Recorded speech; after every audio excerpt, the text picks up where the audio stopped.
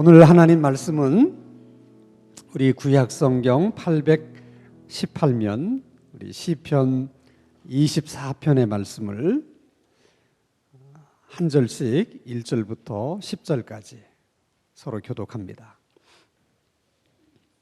구약성경 818페이지 시편 24편입니다. 땅과 거기에 충만한 것과 세계와 그 가운데에 사는 자들은 다 여호와의 것이로다.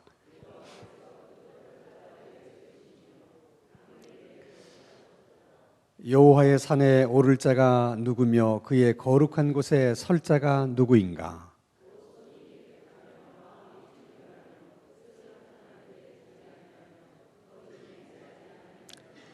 그는 여호와께 복을 받고 구원의 하나님께 공의를 얻으리니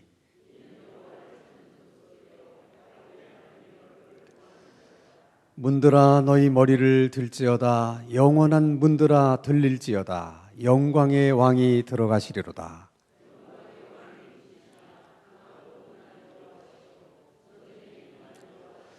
문들아 너희 머리를 들릴지어다. 영원한 문들아 들릴지어다.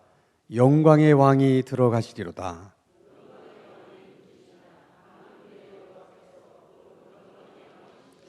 아멘. 이 시편 24편은 하나님의 법궤가 오벳 에돔의 집에 있을 때 그 하나님의 법궤를 다윗이 자신의 성으로 모셔옵니다. 그 법궤를 자신의 성으로 모셔올 때 불렀던 찬송의 시가 시편 24편이에요. 그때 불렀던 이 시편의 노래가 나중에는 백성들이 하나님의 성전에 들어갈 때 시편 24편을 노래했습니다. 그래서 시편 24편의 그 상황과 또 이 노래가 불려졌을 때의 분위기를 우리가 조금 이해하는 것이 도움이 되리라고 생각합니다. 여러분들이 잘 아는 얘기를 다시 한번 복습하는 겁니다. 이제 이스라엘이 블레셋과의 전쟁이 있었는데 그 첫 번째 전투에서 이스라엘이 패하게 됩니다. 이스라엘 백성들은 겁이 참 많은 민족이에요. 그것은 아마도 애굽에서 노예로 살면서 이제 길들여진 아주 안 좋은 성품 가운데 하나입니다. 전쟁이라고 하는 것은 하다 보면 이기는 날도 있고 또 지는 날도 있고 그런 거잖아요. 어떻게 늘 이길 수만 있겠습니까? 근데 그 첫 전투에 패한 것을 가지고 화들짝 놀랍니다. 그리고는 지도자들이 모여서 대책 회의를 해요. 이거 어떻게 하면 좋으냐? 왜 우리가 이 전쟁에서 패한 거냐? 그들이 내린 결론은 하나님이 우리와 함께 하지 않았기 때문에 우리가 이 전쟁에서 패한 것이다. 아주 진단을 잘한 거죠. 문제는 그 다음이에요.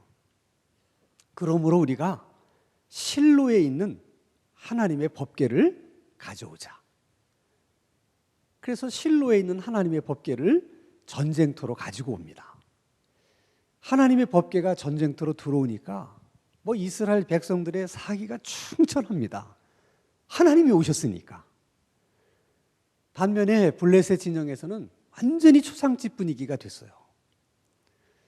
그들이 소문으로 들어서 아는 이스라엘의 하나님은 특별히 전쟁에 능하신 신이라. 그러니 그런 신이 이제 전쟁터에 왔으니까 이제 우리는 패하는 것은 물보듯 뻔한 일이 아니겠는가. 그때 한 장수가 일어나서 이렇게 얘기합니다. 여러분, 어차피 우리가 전쟁에 패하면 저 사람들의 종이 돼서 평생 종노릇하며 살 건데 차라리 그렇게 사는 것보다는 우리가 용사답게 군인답게 정말 우리가 열심히 싸우다가 차라리 전사를 합시다. 그 바람에 블레셋 사람들이 그냥 우지를 다진 거예요. 하고 두 번째 싸움이 벌어졌는데 이스라엘이 첫 번째 싸움보다 더 크게 패합니다. 그리고 더 놀라운 일은 그 하나님의 법궤를 블레셋 사람들에게 빼앗기게 된 거예요. 이것은 이스라엘 백성들에게 엄청난 충격을 가져다 줬습니다. 하나님의 법궤를 빼앗기다니.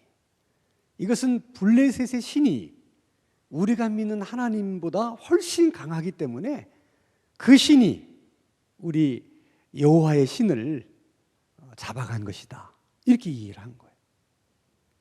반면에 블레셋 진영에서는 생각지 않은 대승을 거뒀는데 예기치 않은 하나님의 법궤까지를 그들이 빼앗게 된 거예요.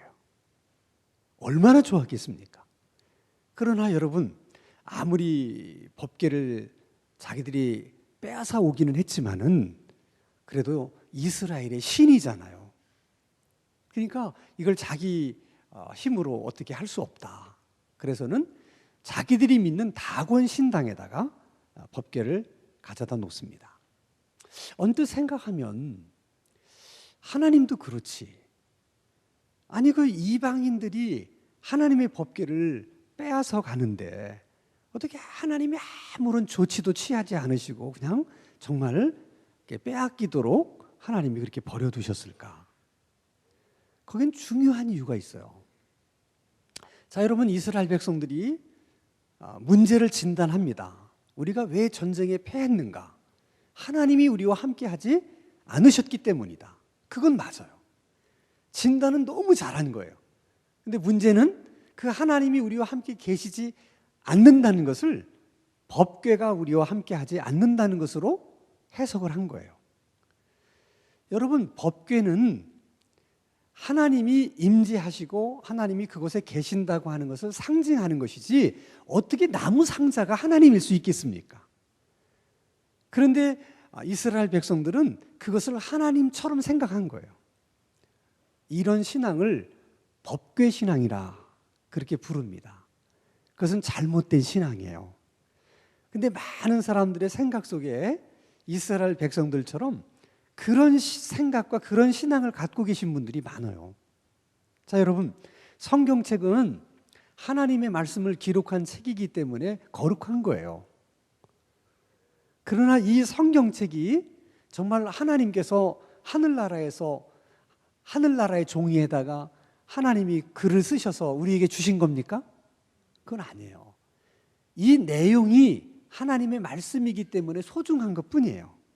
근데 어떤 분들은 이 성경책이 하나님의 말씀이기 때문에 이 성경책에 신비한 힘이 있을 거라고 생각해서 그 성경책을 몸에 지니고 다니면 자동차 사고도 나지 않고 그 성경책이 나를 다 보호해 줄 것이다, 이렇게 생각하시는 분이 있다는 거예요. 믿음은 없으면서 그 성경책에 대한 믿음만 있는 거예요. 성경책을 지게로 지고 다녀도 교통사고 나요. 그런 생각을 하시면 안 된다는 거야. 하나님이 나와 함께 하시기 때문에 그 하나님이 나를 지켜주시고 보호해 주시는 것이지 성경책이 나를 지켜주거나 보호해 주는 것이 아닌 거예요. 십자가. 예수님께서 이 십자가에서 내 죄를 대신해서 돌아가셨기 때문에 그것을 상징하는 거기 때문에 우리에게는 소중한 거예요. 근데 그 십자가가 또 나를 지켜줄 것이라고 생각하는 그것은 잘못된 믿음이에요. 근데 많은 사람들이 십자가를 마치 믿지 않는 사람들이 부적을 몸에 지니고 다니는 것처럼 그렇게 생각하시는 분이 있어. 십자가 부적. 그런 기분으로 목에 달고 다니거나 또 주머니에 넣고 다니거나 그런 신앙이 바로 법궤 신앙이에요. 여러분들의 삶 속에서 하나님이 함께 하시는 것이 중요한 것이지 여러분의 삶 속에서 하나님이 떠나셨는데 십자가를 아무리 목에 걸고 다닌들 십자가가 무슨 힘이 있어서 여러분을 지켜주고 보호해 주겠습니까? 그런 믿음은 잘못된 믿음이에요. 그런 믿음을 가지시면 안 돼. 근데 사람 심리라는 게 참 묘해요. 눈에 보이는 그 십자가를 주면서 이게 당신을 지켜줄 거라고 그러면 그게 은혜가 되거든. 그래서 사람들이 거기 다 속아 넘어가는 거예요. 우리에게는 그렇게 믿고 싶은 마음들이 있는 거야. 그래서 그렇게 얘기하는 사람을 따라가는 거야. 다 같이 망합니다. 중요한 것은 하나님이 우리와 함께 하시는 것이 중요한 거예요. 그래서 하나님의 법궤가 우상과 함께 있었어요. 그것도 참 하나님의 입장에서는 자존심 상하는 거야. 아무리 하나님의 법궤가 하나님은 아니지만 그래도 그것이 하나님을 상징하는 것인데 그 하나님을 상징하는 법궤가 어떻게 우상하고 한 방에 있을 수 있습니까? 근데 재밌는 사실은 이 블레셋 사람들이 다곤 신당에다가 신상 밑에다가 법궤를 놨어요. 그래서 마치 자기의 신이 하나님보다 위에 있어서 그 법궤를 누르는 것 같은 그런 형국으로 만들어 놓은 거예요. 그리고서 이제 아침에 제사를 드리려고 문안을 드리려고 가봤더니 그 신상이 떨어져 가지고 마치 그 신상의 머리가 땅바닥에 처박혔는데 법궤 앞에 조아리는 모습을 하고 있는 거야. 얼마나 놀랬겠어요, 사람들이. 그리고 그날부터 그 동네에 괴질이 돌기 시작하는 거예요. 그래서 사람들이 없던 괴질이 도니까 이게 도대체 무슨 영문일까 궁금하잖아요. 그 원인을 다 분석해 보는데 괴질이 돌 만한 원인이 없어. 딱 한 가지 의심되는 게 있는데 뭐야? 저 법궤가 수상쩍은 거야. 그래서 이분들이 지혜는 있어요. 그래서 괴질이 돈 것이 우연의 일치냐 아니면 정말 저 법궤로 인해서 생긴 것이냐를 확인하기 위해서 법궤를 다른 지방으로 옮겨봤어요. 그랬더니 옮겨간 그 지역에 또 괴질이 도는 거야. 그러면 여러분 알아차려야 되는 거 아니에요? 근데 사람들은 자기가 믿고 싶은 걸 믿고 싶은 거야. 그러니까 괴질이 도는 것이 저 법궤 때문인 것 같다는 생각을 하면서도 그렇게 믿고 싶지가 않은 거야. 왜? 왜 그러겠어요? 그러면 이스라엘의 신이 능력이 있는 신이잖아요. 자기들이 잡아왔는데. 그러니까 또 다른 지역으로 한 번 또 옮겨봐요. 그랬더니 또 그 지역에 또 괴질이 도는 거예요. 여러 번 시행착오를 겪은 끝에 이건 틀림없이 법궤 때문이다. 그러면 저거 어떡하냐? 저 애물단지를. 다시 돌려보내는 수밖에 없다. 정중한 예를 갖춰서 수레에다가 법궤를 실어서 이스라엘로 보내듭니다. 그래서 블레셋과 이스라엘의 그 접경 지역에 베세메스라고 하는 마을이 있었는데 어느 날 그들이 보니까 법궤가 자기 동네로 들어오는 거예요. 얼마나 좋았겠어요. 근데 이 동네 사람들이 호기심이 많아. 그 법궤 안에는 3가지 귀중한 물건이 들어있었어요. 10계명의 2 돌판, 그다음에 이스라엘 백성들이 광야에서 먹었던 만나를 담은 항아리, 그리고 아론의 쌍난 지팡이 3가지가 있었던.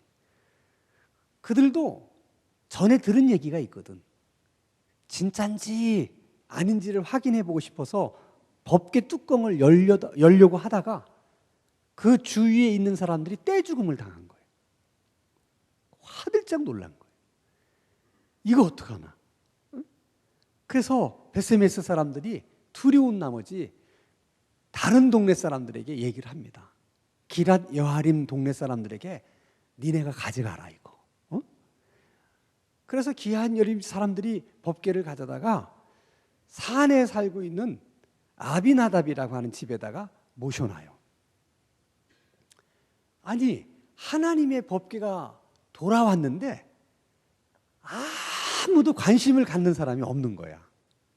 그래서 아비나답의 집에 법궤가 20년 동안 있었어요. 몇 년? 그 20년 동안 아무도 법궤를 찾지를 않은 거야. 이스라엘 백성들 대단해요. 근데 20년 만에 누가 그 법궤를 생각해냈는가? 다윗이야. 다윗이 복을 받겠어 못 받겠어? 복 받는 사람은 뭐가 달라도 다른 거야. 모든 사람에게 잊혀졌던 법궤를 다윗이 생각해낸, 그리고 그 법궤를 자기 성으로 모셔오려는 마음을 먹습니다. 그리고 그 일을 아주 국가적인 행사로 치릅니다. 지금으로 말하면 밴드 동원하고, 그리고 백성들 다 동원하고, 군사들이 앞뒤에 호위하면서 법궤를 모셔오는 거야. 그런데 20년 동안 그 법궤를 잊고 있었기 때문에 그 법궤를 어떻게 운반해야 되는지를 잊어버린 거야. 아무도 그것을 기억하는 사람이 없었어.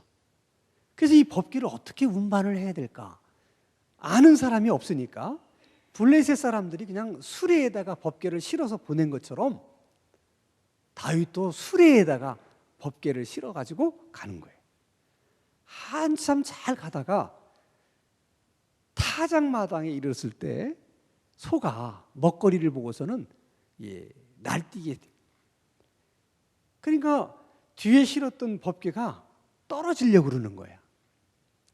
그때 옆에 있던 우사라는 사람이 하나님의 법궤가 땅에 떨어지면 안 되니까 떨어지지 못하도록 손으로 이렇게 막았어요. 그 순간 하나님이 그를 치셔가지고 그 자리에서 우사가 죽은 거예요. 그때 다윗이 마음이 상합니다. 다윗의 입장에서는 20년 동안 잊혀져 있던 법궤를 자기 성으로 모셔다가 잘 모시려고 하는 마음으로 정말 국가적인 행사로 이렇게 크게 일을 벌려서 지금 법궤를 이렇게 모시고 가는데 이런 일이 생겼으니까 마치 많은 백성들이 뭐라고 그것을 해석하겠어. 하나님은 다윗의 성에 가기를 원치를 않으시는가 보다. 백성들이 그렇게 오해를 하면 어떡해. 다윗이 왕인데. 그러면 하나님은 누구를 싫어하는 것 같아? 다윗을 싫어하는 것 같다는 그런 오해를 백성들이 할 수도 있잖아요. 그러니까 서운한 거야, 다윗이. 자기 딴에는 정말 하나님을 생각해서 그 법궤를 모셔오려고 했는데 하나님이 어떻게 나한테 이럴 수 있나. 그래가지고는 모셔오려고 하다가 그것을 다시 오벳 에돔의 집으로 보내버립니다. 자, 하나님의 입장에서는 다윗의 마음을 알아요. 그리고 하나님께서 우사를 죽이신 것은 다윗을 싫어해서도 아니고 하나님의 법궤가 다윗의 성에 가는 것을 원치 않았기 때문도 아니에요. 하나님의 법궤는 하나님께서 말씀하신 방법으로 옮겨야 되는데 사람들이 그렇게 옮기지 않고 자기 마음대로 수레에 실어서 옮겼기 때문에 재앙이 임한 거거든요. 그 사실을 다윗에게 하나님이 말씀하고 싶었어요. 근데 말씀하는 방법이 여러 가지예요. 환상 중에 나타나서 또 꿈에 나타나서 다윗아 사실은 그게 아니고 이렇게 얘기하실 수도 있잖아요. 근데 하나님이 그렇게 얘기를 하지 않고 오벳 에돔의 집에 복을 내리시기 시작하는 거예요. 그래서 오벳 에돔이 법궤가 자기 집에 들어온 그날부터 복이 임하기 시작하는데 석 달 동안 그냥 복이 막 하늘에 쏟아지는 거예요. 집과 모든 소유가 복을 받는데 정신없어. 그 동네 소문이 쫙 퍼질 만큼 복을 받은 거야. 그 동네 사람들이 얼마나 부러웠겠어.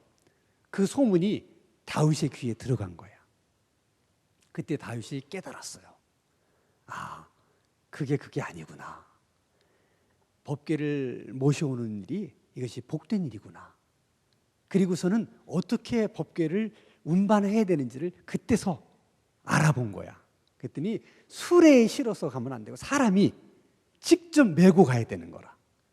그래서 이제 레위 지파 사람들을 불러서 그것을 메고서 다윗성으로 들어갑니다. 앞에 우사의 사건도 있었지만 그로 인해서 조금 법궤를 모셔오는 것이 지연됐기는 했지만은 다윗이 너무 감격을 한 거야. 그래서 그 법궤를 모셔올 때 정말 막 너무 기뻐서 다윗이 그 사실에 몰입을 해서 이 시편 24편을 막 목청을 높여서 노래하고 춤을 추면서 그러면서 법궤를 모셔간 거예요. 근데 막 몰입을 해서 노래를 부르고 춤을 추다 보니까 약간 이 옷 입은 것이 흐트러지면서 속살이 보였어요. 요즘에야 속살 보이는 게 뭐가 문제야.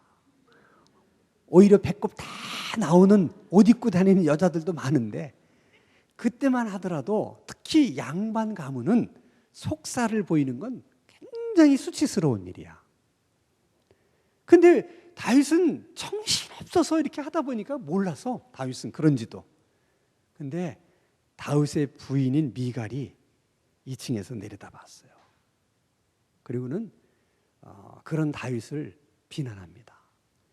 왕이 채통머리가 없이 천한 것들처럼 어떻게 저럴 수 있나. 그러나 다윗은 너무 행복했거든. 그래서 다윗성으로 법궤를 모셔도 넣고 그 행사에 참여한 모든 사람들에게 고기도 나누어주고 떡도 나누어줘서 한 사람도 빈손으로 돌아가지 않도록 다 배려를 합니다. 너무 기뻐가지고. 그리고 그 기분으로 가족들을 축복하기 위해서 집으로 들어오는 거야.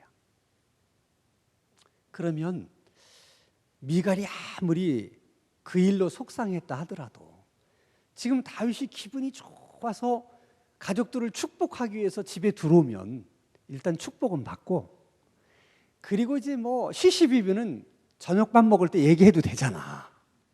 근데 그런 모습으로 들어오는 다윗에게 되고 정면으로 얘기를 하는 거야. 나 실망했다 당신한테. 왕이 어떻게 그럴 수 있냐. 그 얘기 가운데는 뭐야? 옛날 실력 나오는 거 아니냐. 너 원래 목동 아니었냐. 그 얘기나 다를 바가 없잖아. 다윗이 너무 마음이 상한 거야. 그래서 이렇게 얘기합니다. 내가 하나님 앞에서 그렇게 한 거다.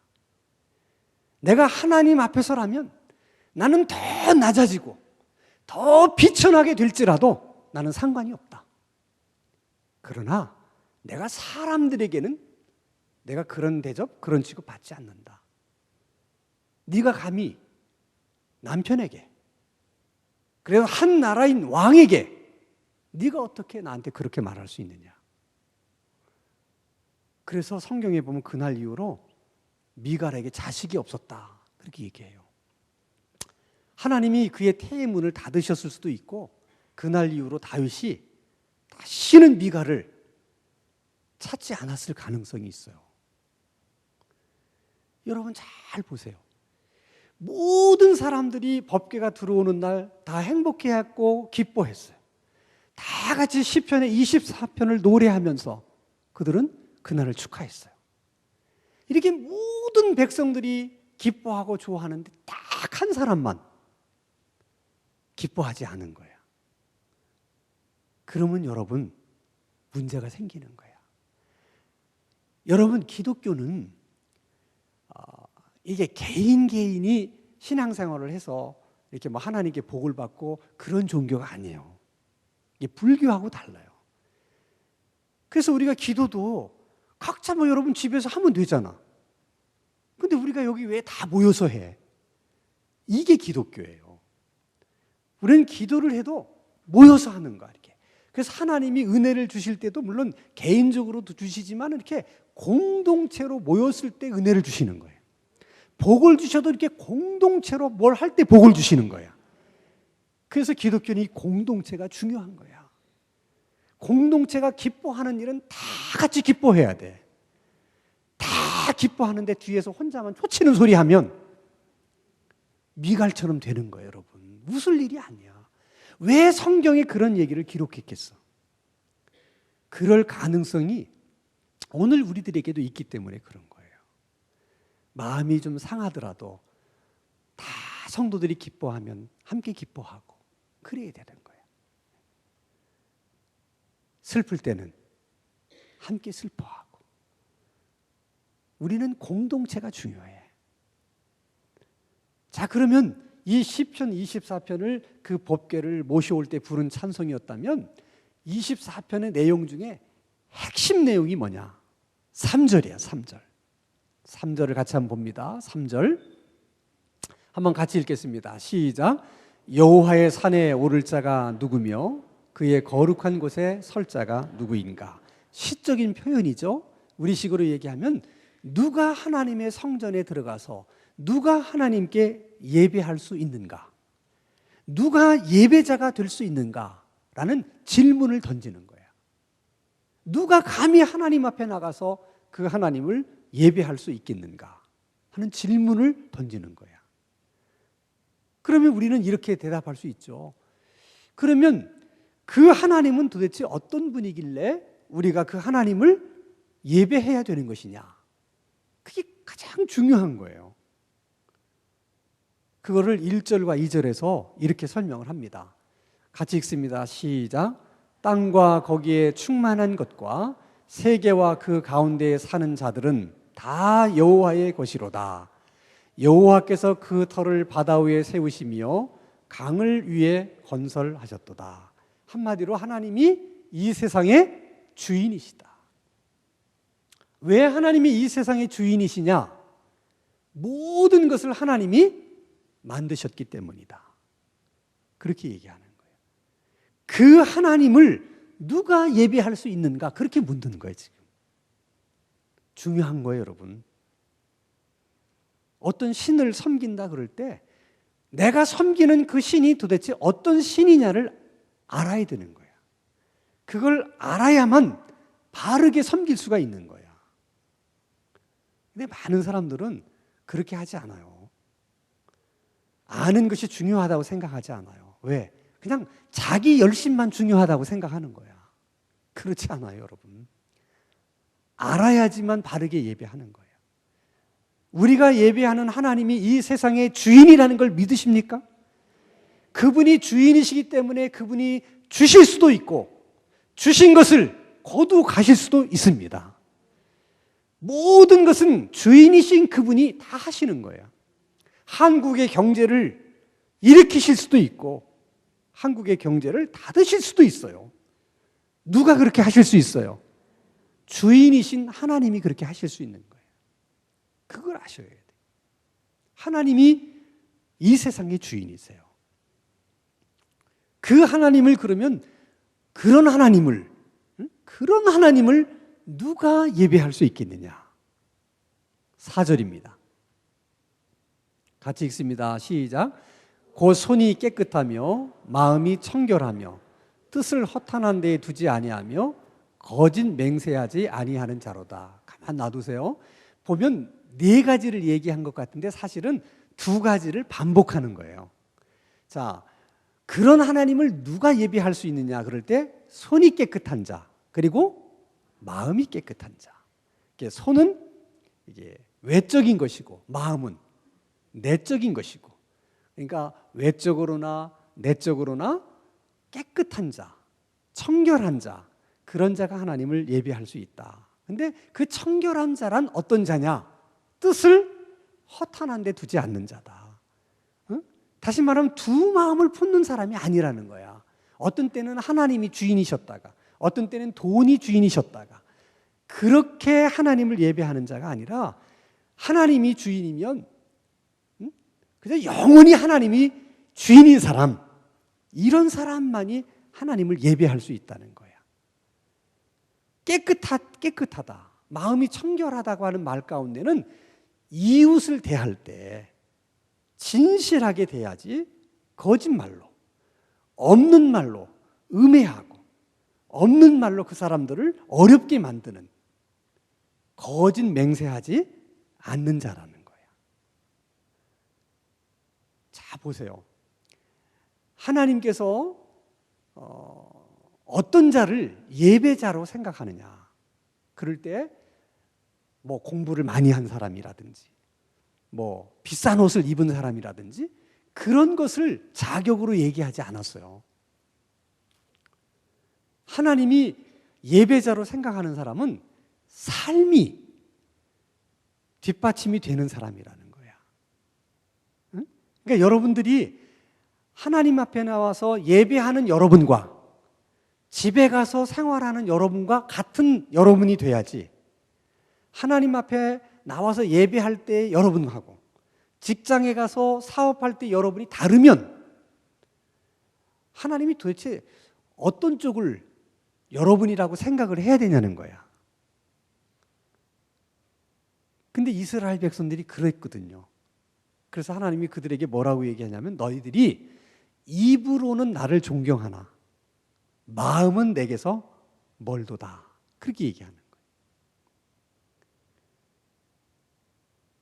그러니까 여러분, 하나님 앞에 드리는 예배라는 것은 언제나 삶이 뒷받침이 될 때만 하나님 앞에 예배가 되는 거예요.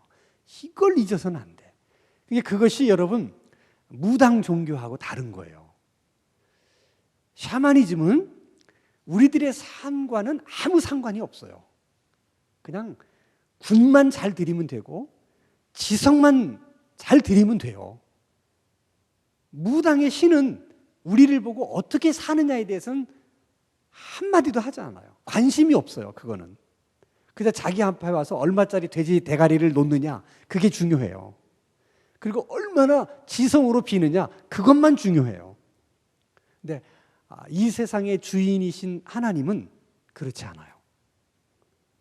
그분은 우리의 삶이 중요해요. 그래서 하나님께서 예배를 받으시면 반드시 하나님께서 예배를 드린 자들에게 복을 주십니다. 그게 5절이에요. 보세요. 5절 읽습니다. 시작. 그는 여호와께 복을 받고 구원의 하나님께 의를 얻으리니. 이게 여러분 중요한 신앙의 원리야. 하나님은 여러분들이 드리는 것을 무엇이든지 받으시면 절대로 하나님은 가만히 계시지를 않으세요.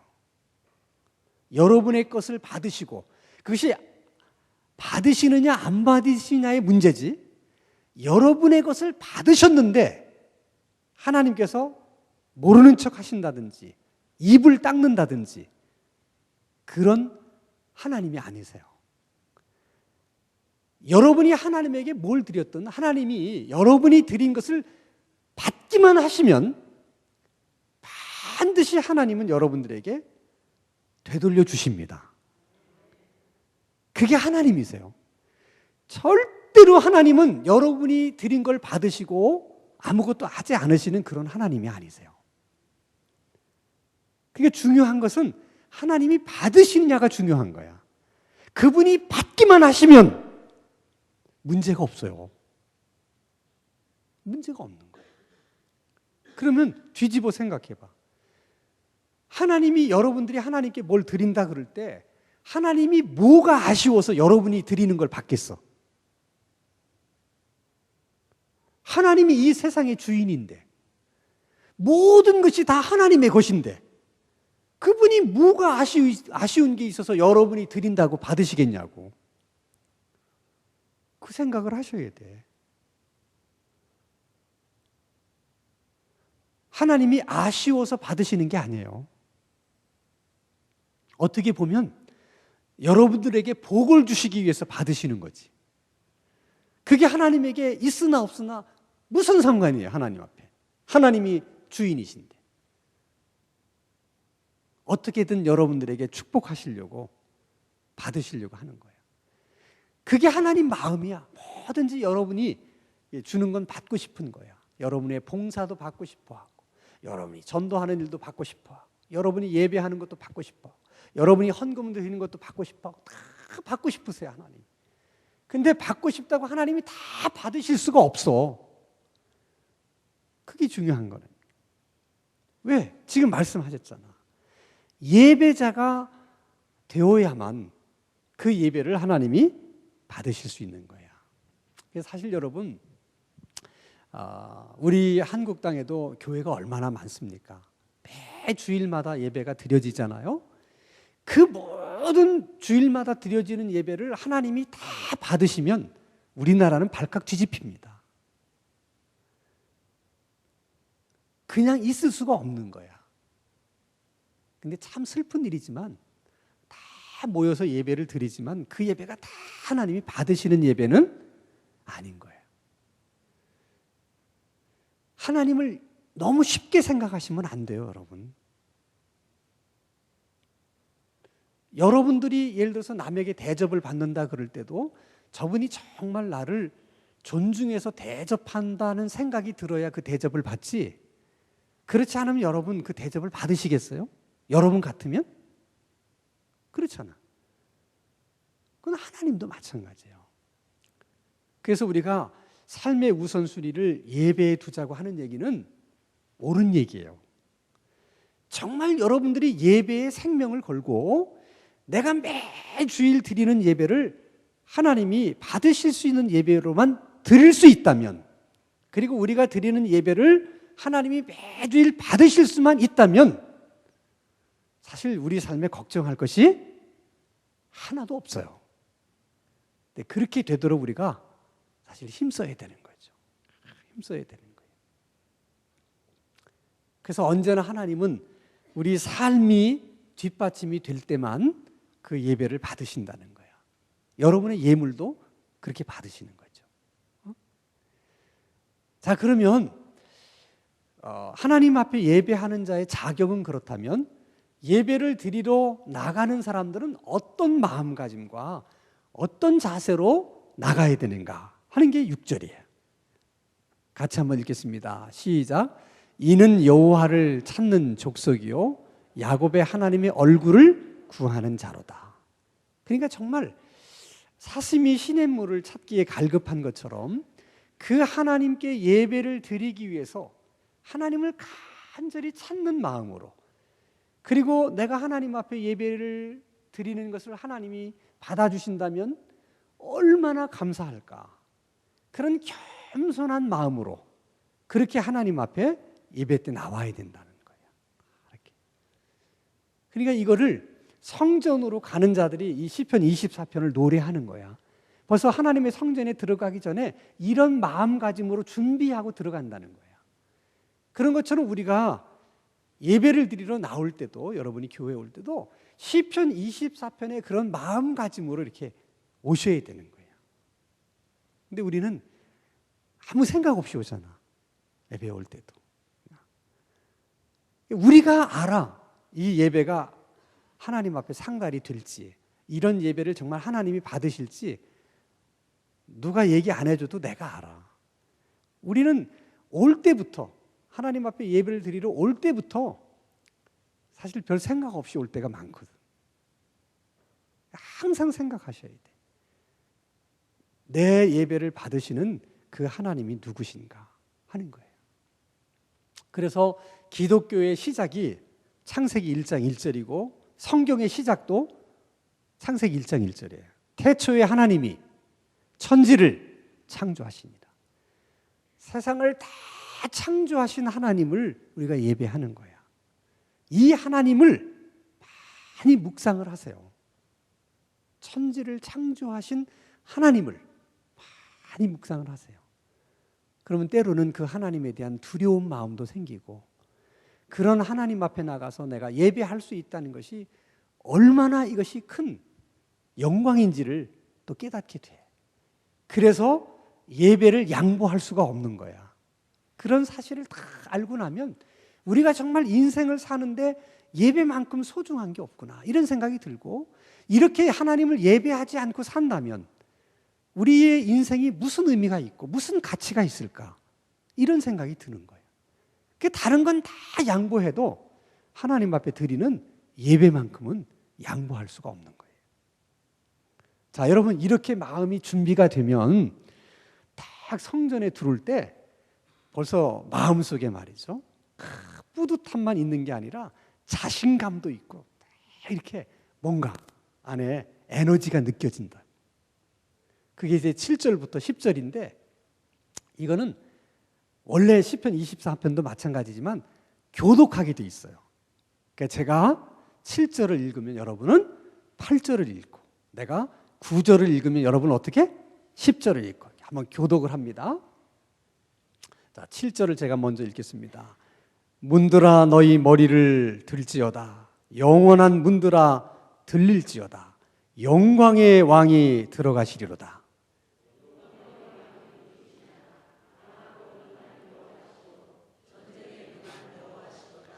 좀 이게 감동이 있게 해야 되는데, 아니 지금 문들아 너희 머리를 들지어다. 지금 영광의 왕이 들어가신다 이러는데, 영광의 왕이 누구시뇨 강하고 이렇게 하시면 되시겠어? 정말 마음을 모아서 다시 한번, 문들아 너희 머리를 들지어다. 영원한 문들아 들릴지어다. 영광의 왕이 들어가시리로다. 영광의 왕이 누구시냐? 강하고 능한 여호와시요 전쟁에 능한 여호와시로다. 문들아 너희 머리를 들지어다. 영원한 문들아 들릴지어다. 영광의 왕이 들어가시리로다. 영광의 왕이 누구시냐? 만군의 여호와께서 곧 영광의 왕이시로다. 아멘. 이렇게 하나님을 찬양하는 일은 이렇게 그냥 한 목소리로 하는 것보다 이렇게 교독을 하니까 어때요? 더 좋죠. 그래서 우리가 예배 때 교독문을 하는 거야. 근데 이런 감동으로 교독문을 해야 되는데 우리는 다 책 읽듯이 하잖아. 원래 교독은 그런 거예요. 서로 주고받으면서 하나님을 높이는 거야. 마치 이 문장을 읽다 보면 저는 꼭 그 생각이 나. 여러분 속리산 법주사 가는 길에 정이품 소나무가 있어. 아십니까? 옛날 세조대왕이 피접차 그 법주사에 가는 길에 그 소나무 밑에서 쉬셨대. 그래서 이제 가마가 이게 들어서 지나가려고 하는데 소나무 가지가 너무 이렇게 축 늘어져 가지고 이제 가마에 달 것 같으니까 세조가 야 그거 조심해라 그랬는데, 소나무 가지가 그 소리를 들었는지 쭉 울렸대는 거야. 왕의 가마가 지나가신다고. 거기에 세조가 감동해서 정이품 벼슬을 내렸다는 거야. 그런 것처럼 영광의 왕이 들어가실 때 문들이 열려야 되는 거야. 근데 그 찬양 가운데 마음에 딱 와닿는 게 뭐냐면, 우리의 하나님은 그 영광의 왕이 누구시냐 하면서 뭐라고 해?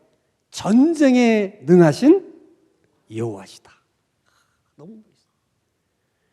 뭐 하나님은 뭐 사랑의 하나님이고 또 은혜가 다 많지. 근데 특별히 이스라엘 백성들은 하나님을 노래하면서 전쟁에 능하신 신이라는 거예요. 그 전쟁에 능하신 신이 지나가니까 다 문을 열라는 거야. 하나님이 행차하시니까. 근데 보세요, 여러분. 우리들의 삶의 현장이 다 전쟁 아니에요? 오죽하면 생존 경쟁이라는 말이 있겠어. 다 여러분 삶의 현장이 사실은 전쟁이에요. 다 싸움이야. 그런데 우리가 그 삶의 현장에 하나님과 함께 하나님을 모시고 나가는 거예요. 그러니까 여러분이 직장에 나갈 때 시편 24편의 말씀을 마음속에 담고 그런 기분으로 가는 거예요. 직장의 문들아 열릴지어다. 영광의 왕이 들어가신. 영광의 왕이 누구시뇨? 전쟁에 능한 여호와시다. 할렐루야. 그 전쟁에 능하신 하나님과 함께 여러분이 직장을 향해 가는 거야. 그럼 그 전쟁에 능하신 하나님이 이기게 해주시지 않겠어요? 그런 마음을 갖고, 그런 마음으로 직장에 가서 일을 하고, 그런 마음으로 사업도 하고, 정말 여러분 속에 그런 믿음이 있으면 하나님이 여러분의 믿음대로 여러분의 삶 속에서 이기게 해주시고 승리를 주실 줄로 믿습니다. 그런 은혜가 오늘 기도하러 오신 여러분에게 다 있을 수 있기를 주님의 이름으로 축원합니다.